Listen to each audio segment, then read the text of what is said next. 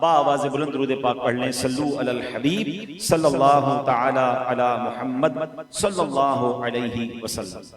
آج ایک ایسے ٹاپک پر میں نے بات کرنی ہے، نارملی اس پر بات کم ہوتی ہے، ورنہ اگر دیکھا جائے تو آج ہمارے معاشرے کے بہت بڑے پرابلمز میں سے ایک پرابلم یہ بھی ہے۔ وہ کیا ہے میں آپ کو عرض کرتا ہوں، مگر اس سے پہلے میں آپ کو ایک واقعہ سناتا ہوں، اور یہ واقعہ امیر اہل سنت دامت برکاتہم العالیہ نے اپنی ایک کتاب میں تحریر فرمایا۔ واقعہ یہ ہے کہ ڈاکوؤں کا ایک گروہ ایک ایسی جگہ پہنچا جہاں کھجور کے 3 درخت لگے ہوئے تھے۔ ان میں ایک درخت خشک تھا، یعنی اس پر پھل نہیں لگے تھے۔ ڈاکوؤں کے سردار کا بیان ہے کہ میں نے دیکھا کہ ایک چڑیا پھلدار درخت سے اڑتی تھی اور خشک درخت پر جا کر کچھ کرتی تھی، پھر واپس آتی تھی، پھلدار درخت سے اڑتی تھی، پھر خشک درخت پر جاتی تھی۔ میں نے سوچا کہ معاملہ کیا ہے، اتنے سارے چکر یہ کیوں لگا رہی ہے؟ اب اس نے کیا کیا کہ وہ درخت پر چڑھ گیا، خشک درخت پر، کہ why birds coming again and again, اس درخت سے اس درخت پر کیوں آ رہی ہے؟ جا کر دیکھا تو ایک اندھا سانپ تھا جو منہ کھولے بیٹھا تھا، اور یہ چڑیا جو ہے پھلدار درخت سے کھجور توڑتی ہے اور آ کر اس سانپ کے منہ میں رکھ جاتی ہے۔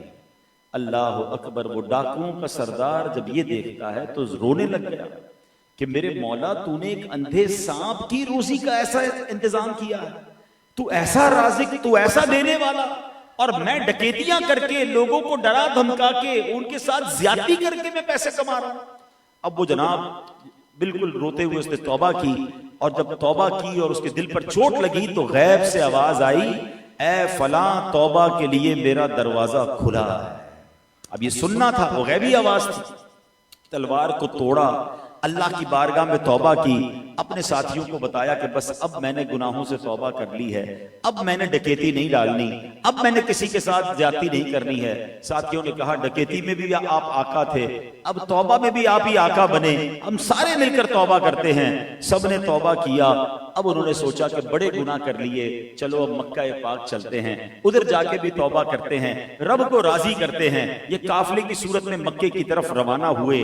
ابھی مکے کے قریب پہنچے تھے، ایک گاؤں میں پڑاؤ ڈالا، ایک بڑھیا آتی ہے اور قافلے کا جو سردار ہے اس کا نام لے کر پوچھتی ہے، کیا اس قافلے میں یہ بھی ہے؟ اللہ اکبر! وہ کہتے ہیں ہاں میں ہوں اور میرا ہی یہ نام ہے۔ تو وہ بڑھیا کہتی ہے کہ بات یہ ہے، کچھ دنوں ہوئے میرا ایک بیٹا تھا جس کا انتقال ہو گیا، یہ اسی کے کپڑے ہیں۔ مسلسل 3 راتوں سے مجھے نبی پاک علیہ الصلوۃ والسلام کی خواب میں زیارت ہو رہی ہے۔ آپ علیہ الصلوۃ والسلام نے فرمایا فلاں آ رہا ہے، یہ کپڑے اس کو دے دینا۔ اب غور کریں، ابھی ڈکیتی سے توبہ کی ہے، اب اللہ کی راہ میں چلا ہے، اب بشارتیں ملنا شروع ہو رہی ہیں۔ نبی پاک فرما رہے کہ تمہارے نیک بیٹے کے کپڑے اس فلاں شخص کو دینا جو کچھ دنوں پہلے ڈاکوؤں کا سردار تھا۔ تو اے میرے پیارے اسلامی بھائیوں، اس واقعے سے سیکھنے کو کیا مل رہا ہے کہ جب بندہ توبہ کرتا ہے، اللہ پر یقین رکھتا ہے، اللہ توبہ بھی قبول فرماتا ہے اور اس کے لیے غیب کے دروازے بھی کھول دیتا ہے۔ آج جو ہمارے معاشرے میں سب سے بڑی کمی نظر آ رہی ہے وہ یقین کی کمی ہے۔ ہم کہتے تو ہیں مجھے اللہ پر بھروسہ ہے، مگر اس کے پیچھے یقین نظر نہیں آتا۔ ہم کہتے تو ہیں ہمیں جناب اللہ کے کلام قرآن پر بھروسہ ہے اور قرآن رب کی کتاب ہے، مگر جس یقین کی ریکوائرمنٹ ہے وہ ہمارے اندر کمی نظر آتی ہے، رب پر بھروسہ نہیں ہے۔ معاذ اللہ کہا جائے کہ اسلامی احکام پر ہمیں وہ یقین حاصل نہیں ہے، اور اسی وجہ سے ہم بہت ساری کنفیوژن کا شکار ہیں۔ اب آئیے، حضرت ابوبکر صدیق رضی اللہ تعالیٰ عنہ خلیفۃ المسلمین ہیں، امیر المومنین ہیں، کیا کمال کا ارشاد فرماتے ہیں۔ آپ فرماتے رب قرآن میں فرماتا ہے وَمَا مِن دَابَّةٍ فِي الْأَرْضِ إِلَّا عَلَى اللَّهِ رِزْقُهَا، فرمایا اور زمین پر چلنے والا کوئی جاندار ایسا نہیں جس کا رزق اللہ کے ذمہ کرم پر نہ ہو۔ آپ فرماتے ہیں جب سے میں نے یہ آیت پڑھ لی ہے، خدا کی قسم میں نے روزی کی فکر کرنا چھوڑ دی ہے۔ اللہ نے وعدہ کر لیا نا کہ کوئی زمین پر چلنے والا ایسا نہیں ہے جاندار جس کا رزق اللہ کے ذمے پر نہ ہو۔ کہتے ہیں میں نے اس کی فکر ہی چھوڑ دی کہ جب رب نے ذمے پر لے لیا ہے اب مجھے ٹینشن لینے کی ضرورت کیا ہے۔ اللہ اکبر! آج ہم سوچیں ہماری ساری فکروں میں سب سے بڑی فکر یہ ہے کہ ہماری کاروبار کا کیا ہوگا، ہمارے رزق کا کیا ہوگا، ہماری جاب کا کیا ہوگا۔ ارے بھائی مارکیٹ ڈاؤن ہو گئی ہے، فلاں ملک نے یہ ٹیکس لگا دیا ہے، اب ایکسپورٹ کا کیا ہوگا، ڈالر ریٹ بڑھ گیا ہے، اب امپورٹ کا کیا ہوگا؟ جناب اس بجٹ میں نیا قانون آ گیا ہے، اب ہمارے کاروبار کا کیا ہوگا؟ ہم یہ کیوں نہیں مانتے کہ جس رب نے مجھے پیدا کیا ہے اس نے میرا رزق لکھ دیا ہے، جو میرے نصیب میں ہے وہ مجھے مل کر رہے گا۔ ارے جو رب کریم چونٹی کو کن اور ہاتھی کو من دے سکتا ہے، اس نے مجھے بھی رزق دینا ہے، میری اولاد کو بھی رزق دینا ہے۔ قرآن نے بھی وعدہ فرما لیا، مگر وہ یقین نہیں مل رہا جس کی بنا پر ہم نے کوئی بلڈ پریشر کا مریض، کوئی جناب آج شوگر کا مریض بن گیا، جب دیکھو سر پر ایک ٹینشن ہے۔ اللہ اکبر، کاش یہ بات سمجھ آ جائے کہ ہم رزق کی فکر چھوڑ کر جنت کی فکر کرنا شروع کر دیں، بخشش کی فکر کرنا شروع کر دیں۔ میرے مولا نے رزق کا وعدہ کیا ہے، بخشش کا وعدہ نہیں کیا ہے۔ ہمارے پاس کئی لوگ دعاؤں کے لیے آتے ہیں، کہتے ہیں حضرت دعا کر دیں روزی میں برکت ہو جائے، دعا کر دیں کاروبار ڈاؤن ہے۔ میں نہیں کہتا اس کی دعا نہیں کرنی چاہیے، مگر کوئی ایسا بھی تو آئے جو آ کر کہے کہ دعا کر دے مغفرت ہو جائے، دعا کر دے میں بخشا جاؤں، کیونکہ اس کا وعدہ نہیں ہے۔ ہماری جتنی فکر دنیا کے لیے ہے اس کا ہاف بھی ہم اپنی بخشش کی فکر کر لیں، اپنی آخرت کی فکر کر لیں تو کتنا اچھا ہو جائے گا۔ ہاں اب پرابلم کیا ہے، ہم بعض اوقات افراط و تفریط کا شکار ہو جاتے ہیں۔ بالکل ہمیں رزق کی فکر اتنی نہیں کرنی جتنی مغفرت کی کرنی ہے، مگر اس کا مطلب یہ نہیں کہ رزق کی فکر چھوڑ کے کاروبار بھی چھوڑ دیں، کمانا بھی چھوڑ دیں، گھر میں بیٹھ جائیں۔ اللہ نے جب وعدہ کیا ہے وہ مسبب الاسباب ہے، ہمیں اسباب بھی اختیار کرنے کا حکم دیا ہے، مگر سب کچھ اسباب کو نہ سمجھیں۔ اس بات کو اس واقعے سے سمجھیں کہ مشہور صوفی بزرگ شیخ سعدی رحمۃ اللہ تعالی علیہ فرماتے ہیں کہ ایک شخص تھا، محنت مزدوری کرنے کے لیے نکلا گھر سے، اس نے دیکھا کہ ایک اندھی لومڑی ہے، اور اندھی بھی ہے، اپاہج بھی ہے، دیکھ بھی نہیں سکتی، موو بھی نہیں کر سکتی۔ تو وہ شخص سوچنے لگا کہ اس کے ہاتھ پیر بھی نہیں ہیں، یہ دیکھ بھی نہیں پا رہی، یہ کھاتی کیسے ہے، اس کو رزق کہاں سے ملتا ہے؟ وہ کہتا ہے وہ اس کو وہیں تھوڑی دیر کے لیے رک گیا۔ اب جب اس نے حیران ہوا تو دیکھا کہ ایک شیر وہاں سے آیا، اس کے منہ میں کوئی شکار تھا، اس نے وہ شکار اس لومڑی کے سامنے ڈال دیا، جتنا لومڑی نے کھانا تھا کھا لیا، باقی وہ شیر اٹھا کر لے گیا۔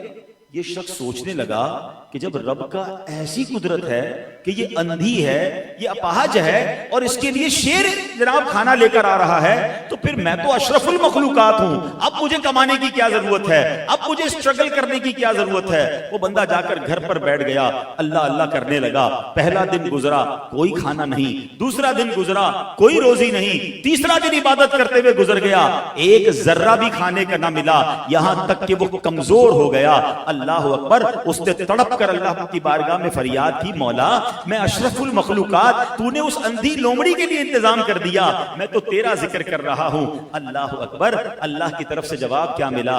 اے شخص، تو نے لومڑی کو دیکھا تھا، کیا شیر کو نہیں دیکھا تھا؟ بننا ہے تو شیر کی طرح بننا، اپنے لیے بھی محنت کر اور دوسروں کو بھی کھلا۔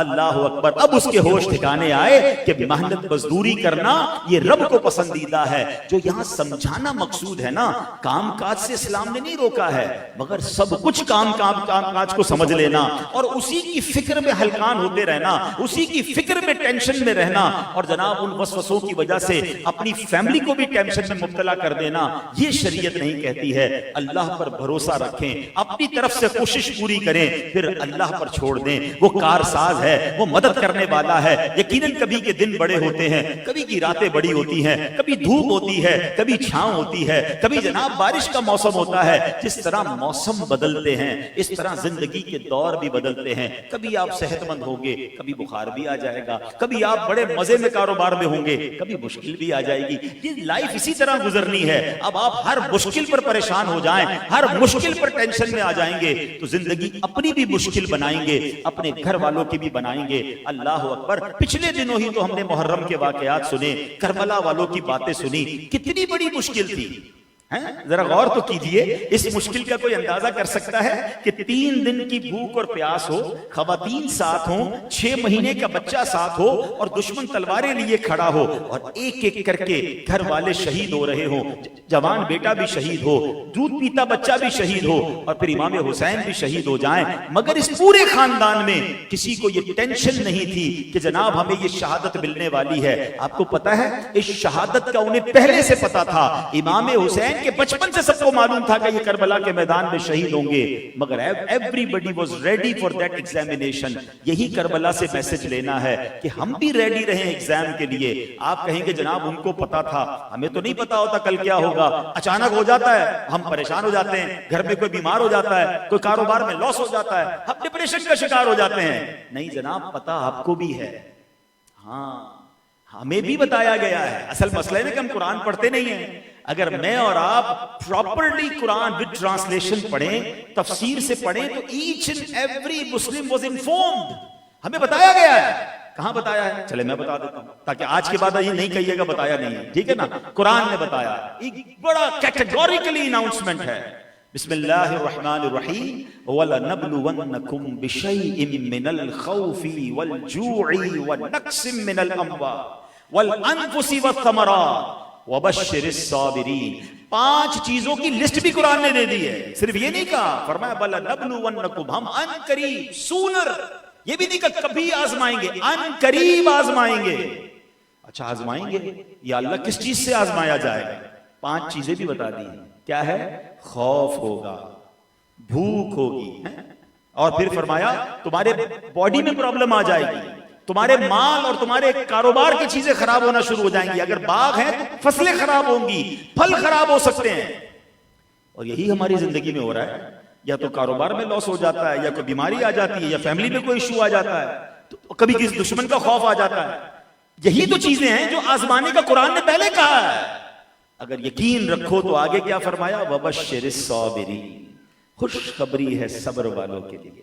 بس یہ ایگزام جب بھی آئے نا تو اس کو صبر سے گزارنا ہے, تیار رہنا ہے. جب بھی مجھ پر اور آپ پر کوئی پرابلم آ جائے, بی ریڈی کہ یا اللہ تو نے آزمانا شروع کر دیا, قرآن کا حکم ہے, اب میں انشاءاللہ اس آزمائش پر یقین کے ساتھ صبر کروں گا کہ جب تو نے آزمائش میں ڈالا ہے تو نکالنا بھی تو نے ہی ہے. ان اللہ علی کل شیء قدیر. اور اس یقین کو کتنا ضروری ہے. دیکھیں اس ٹاپک پر بات نہیں ہوتی. آج حدیث پاک سناتا ہوں. سرکار دو عالم علیہ السلام فرماتے ہیں نجا اول هذه الامه بالیقین والزہد.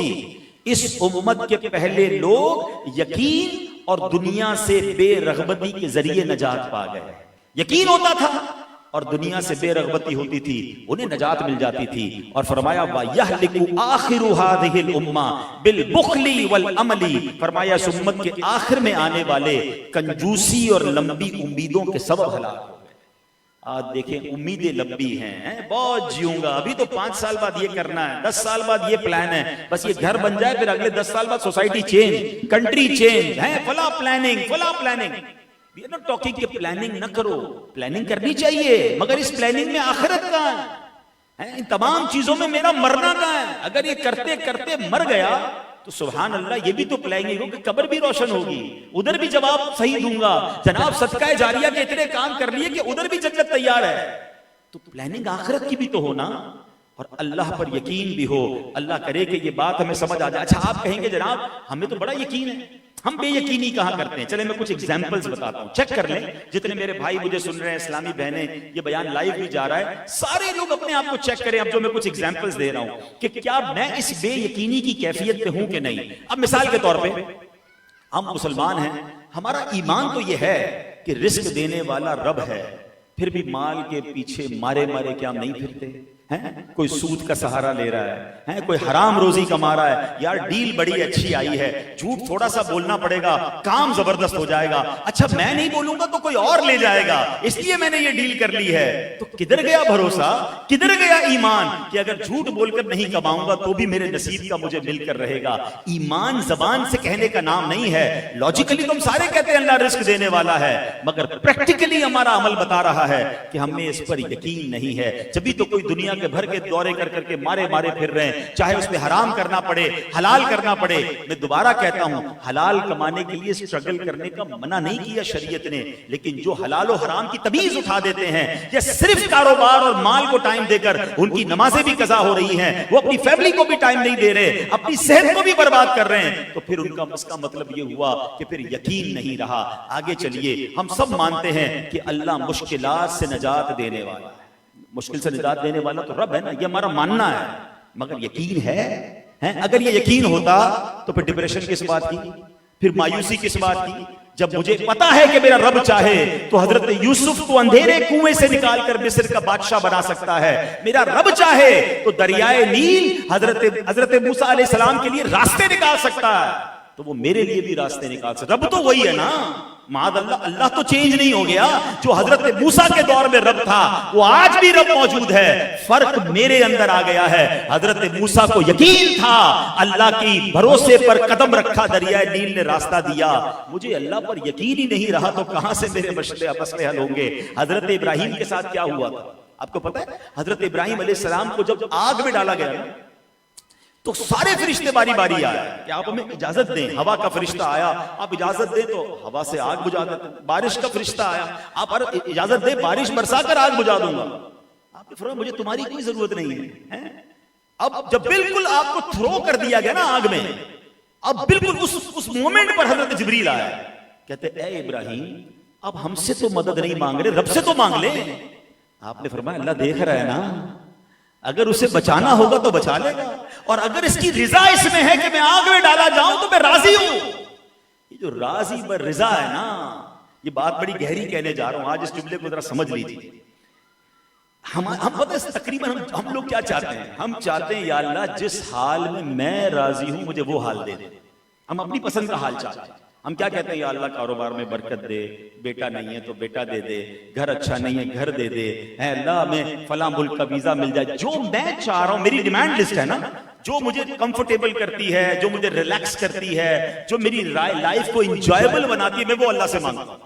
آپ کو پتا ہے اللہ والے کیا مانگتے ہیں؟ اے اللہ اس حال میں مت رکھ جس میں میں راضی ہوں، مجھے اس حال میں رکھ جس میں تو راضی ہے۔ ہاں، حضرت ابراہیم نے کیا کہا کہ اگر اللہ نے بچانا ہے تو وہ بچا لے گا، اور اگر وہ اس کی رضا اس میں کہ میں جل جاؤں تو میں اس کے لیے بھی تیار ہوں، میں اس رضا میں راضی ہوں۔ پھر کیا ہوا کہ آگ کا کام جلانا ہے۔ اچھا یہاں ایک اور بڑی باریک سی بات ہے، اللہ کرے میں آپ کو سمجھانے میں کامیاب ہو جاؤں۔ ہم جو اسباب کے پیچھے بھاگتے ہیں نا، اس بات کو ذرا سمجھیے گا۔ مثال کے طور پر ہم کیا کہتے ہیں؟ یار پیسے ہوں گے نا تو بڑی خوشی مل جائے گی، اپنی پسند کا کھانا کھا لیں گے، اپنی پسند کا گھر بنا لیں گے، بیمار ہو گئے تو علاج کروا لیں گے، پیسے ہوں گے تو مکے مدینے جائیں گے، پیسے ہوں گے تو ہالیڈیز پہ جائیں گے۔ ہم سمجھتے ہیں پیسہ یہ سب کرواتا ہے، یہی ہماری مسٹیک ہے۔ ہم سمجھتے ہیں دکان پہ تالا لگے گا، یہ سیکیورٹی گارڈ کھڑا ہوگا تو میری دکان کی حفاظت ہوگی۔ نہیں، یہ اسباب ضرور ہیں، رب چاہے گا تو حفاظت ہوگی، رب چاہے گا تو خوشی ملے گی، رب چاہے گا تو آپ کو جناب اس سبب سے برکت ملے گی۔ اب میں اس کو سمجھا بھی دیتا ہوں، آپ کہیں گے یہ بات تو اچھی ہے مگر اس کی کوئی مثال ہے؟ چلیں میں مثال سے سمجھاتا ہوں۔ اب میں آپ سے سوال کروں گا، سب نے جواب دینا ہے۔ چھری کا کام کیا ہے؟ چھری کا کام جب آپ کٹ کریں گے کیا ہے؟ کاٹنا۔ آگ کا کام کیا ہے؟ جلانا۔ پانی کا کام کیا؟ اگر بڑے پانی میں کوئی چلا جائے تو ڈبانا۔ یہ تین چیزیں تو لاجیکلی ہے نا۔ اس کا مطلب سبب کیا کہہ رہا ہے کہ چھری پھرے گی تو گلا کٹے گا، مگر حضرت ابراہیم نے چھری پھیری ہے۔ رب نے نہیں چاہا تو حضرت اسماعیل ذبح نہیں ہوئے، مینڈا آ گیا مگر تکلیف نہیں ہوئی۔ آگ کا کام جلانا تھا مگر رب نے چاہا کہ یہ آگ گلزار بنے، تو حضرت ابراہیم آگ میں جاتے ہیں، اس سبب نے کام کرنا چھوڑ دیا، آگ حفاظت کرنے والی بن گئی۔ آپ کو پتہ ہے نمرود کا کیا حال ہوا تھا؟ جب حضرت ابراہیم کو آگ میں ڈالا نا، اس کو صبر نہیں آ رہا تھا۔ ایک دن بعد وہ اپنے محل کی چھت پہ گیا اور جا کر دیکھتا ہے حضرت ابراہیم کا بنا کیا، آگ نے تو جلا کے راکھ کر دیا ہوگا، میں نے اتنی ہیوی ویٹ آگ لگائی ہے۔ مگر جب وہ اوپر سے دیکھا تو حضرت ابراہیم باغ کی طرح آگ میں بیٹھے ہوئے ہیں۔ اس کو بڑا عجیب لگا، سوچتا ہے لگتا ہے آگ غلط لگ گئی ہے، کوئی ریئیکشن والی آگ لگ گئی ہے، چیک کیسے کروں؟ اس نے اپنے ایک بندے کو آگ میں ڈال دیا، جیسے ہی اس کو ڈالا آگ نے سیکنڈوں میں اس کو جلا کے بھسم کر دیا، اس کے چورے چورے یعنی وہ جل کے ختم ہو گیا۔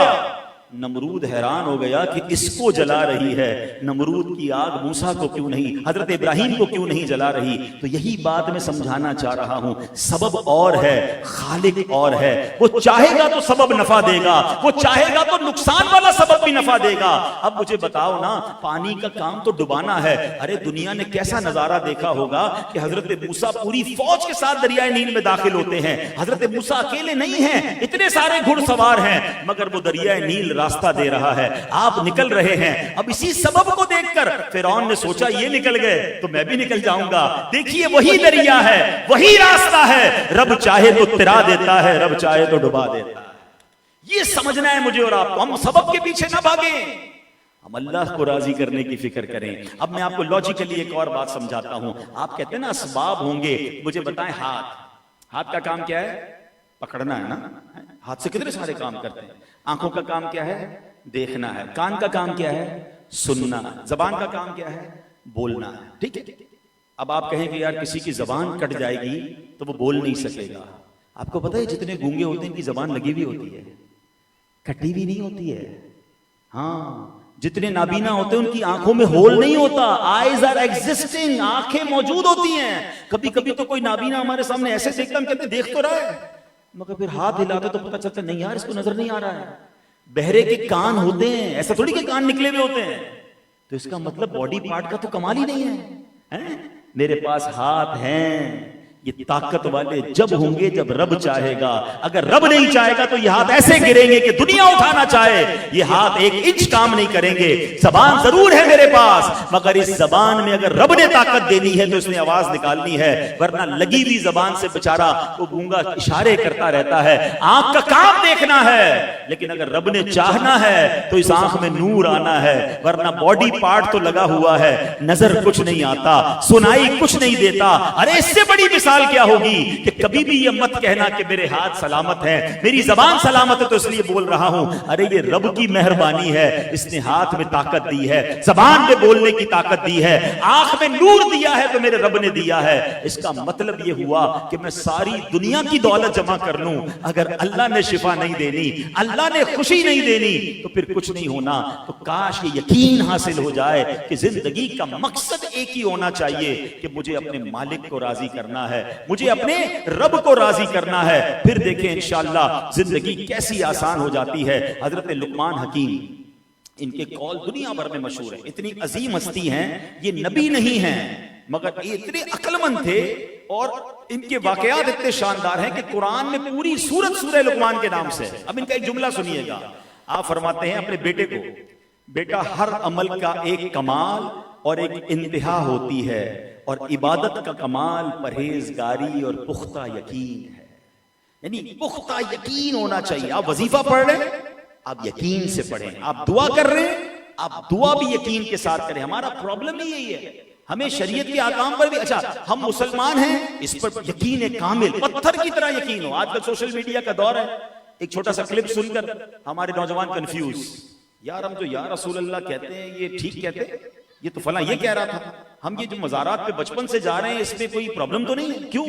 کیونکہ یقین تو تھا نہیں, مطالعہ کیا نہیں تھا, اپنا عقیدہ سیکھا نہیں تھا. ایک بندہ آیا, اس نے آ کے ہمیں کنفیوز کر دیا. کیسے کنفیوز کر سکتا ہے؟ جس طرح مجھے یقین ہے کہ اس وقت رات ہے, ایسے مجھے یقین ہونا چاہیے کہ اللہ ایک ہے. اللہ کریم, اس کے پیارے نبی علیہ الصلوۃ والسلام اللہ کے آخری نبی ہیں. اس عقیدے میں کوئی مجھے شک و شبہ نہیں ہے, یقین کامل ہے. اللہ سبحانہ و تعالیٰ نے قرآن پاک ہمارے آقا پر نازل کیا ہے, یقین کامل ہونا چاہیے. مجھے صحابہ پر محبت ہے, ہر صحابی جنتی ہے, یہ یقین کامل ہونا چاہیے. ہر اہل بیت ہماری آنکھوں کا تارا ہے, اس میں کوئی کمزوری کی بات نہیں ہے. ہمارا یہ یقین ہونا چاہیے. اولیاء اللہ کے نیک بندے, اور اللہ انہیں اپنی عطاؤں سے بے شمار اختیارات عطا فرماتا ہے, یہ میرا یقین کامل ہونا چاہیے. پہلے پڑھ لیجئے, پہلے سیکھ لیجئے, اور پھر لاک کیجئے اپنے عقیدے کو, اپنے ایمان کو مضبوط کیجئے. اس میں ایک اور پرابلم بھی آج کل آ رہا ہے کہ ہمارے بزرگ بیٹھے ہیں, میں ہاتھ جوڑا ہوں آپ کے آگے, آپ کے ماشاءاللہ سب کے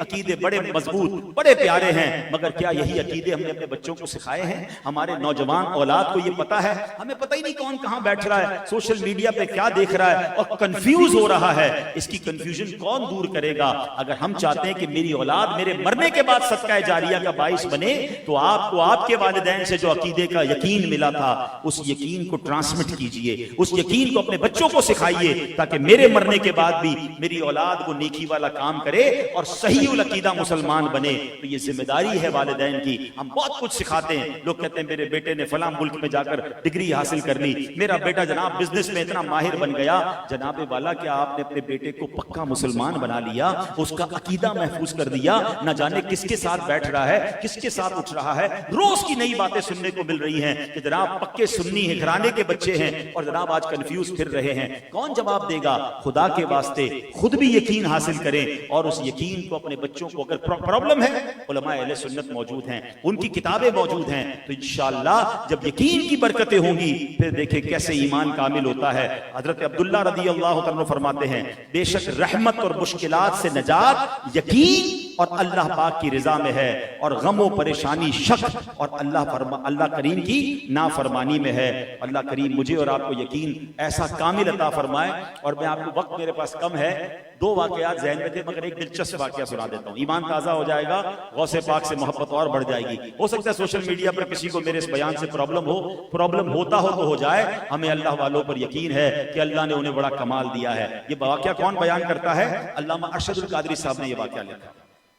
مختصر واقعہ سناتا ہوں، واقعہ تو بڑا طویل ہے۔ عبداللہ نام کا ایک بہت بڑا ڈاکو تھا، اور وہ اس کو بڑی اچانک دل پر چوٹ لگی کہ اب مجھے توبہ کرنی چاہیے، بڑی میں نے زندگی غلط کاموں میں گزار دی ہے۔ تو اب اس نے جب بہت جو ہے وہ چوٹ لگ گئی کہ توبہ کروں، تو کسی سے پوچھا کہ کیسے میں جو ہے وہ نیکی کے راستے پہ جا سکتا ہوں، کون سا راستہ تلاش کروں؟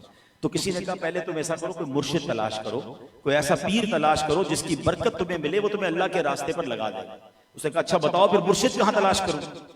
تو مشورہ دینے والا کوئی معمولی سا ہی انسان تھا، اس نے کہہ دیا کہ اللہ پاک پر یقین رکھ کر نکلو، جس پر تمہارا دل مطمئن ہو جائے نا سمجھ لو وہی تمہارا پیر ہے۔ اب وہ نکل پڑا راستے میں کہ چلو ڈھونڈتا ہوں کون مجھے پیر ملتا ہے۔ اب رات ہوئی تو اللہ پاک کی بارگاہ میں رو کے دعا کی کہ یا اللہ مجھے کوئی مرشد ملا دے، میں تیری راہ میں آنا چاہتا ہوں۔ اور وہ دعا کر کے باہر سڑک پر نکل گیا، چوراہے پر پہنچا تو اسے ایک شخص آتا دکھائی دیا، بس اس نے ذہن بنا لیا کہ لگتا ہے یہ اللہ کی طرف سے آیا ہے، یہی میرا پیر ہے۔ اس نے اس کو پکڑ لیا کہ اے مرشد جلدی سے اپنا مرید بنا لے، مجھے اللہ کے راستے پہ چلا دے۔ وہ بندہ چوری کرنے نکلا تھا، جس کو اس نے پکڑا نا کہ میرا پیر بن جاؤ، وہ چوری کرنے کے لیے نکلا تھا۔ تو اب وہ بڑا پریشان ہوا کہ یہ میرے پیچھے پڑ گیا، لوگ جمع ہو جائیں گے، میں پکڑا جاؤں گا۔ کہتا اچھا ٹھیک ہے ادھر ہی کھڑے رہو، ابھی میں کہیں جا رہا ہوں، واپس آ کر تجھے اللہ کا راستہ بتاتا ہوں۔ بس پیر صاحب بڑی مہربانی، وہ چوراہے پہ کھڑا ہو گیا، وہ گیا اپنا چوری ووری کر کے اپنے کاموں میں لگ گیا۔ 1 دن گزر گئے، 2 دن گزر گئے، 3 دن گزر گئے۔ لوگ کہتے گھر چلو، کہتے نہیں پیر صاحب نے آنا ہے، یقین تھا نا کہ مجھے اللہ کا راستہ دکھانا ہے۔ اب اللہ کی شان دیکھیں، جو وہ چور تھا نا، وہ چور کہاں پہنچ گیا؟ چوری کرنے کی نیت سے غوث پاک رضی اللہ عنہ کے گھر پہ پہنچ گیا۔ شیخ عبد القادر جیلانی ولیوں کے سردار، ان کے در پر پہنچ گیا۔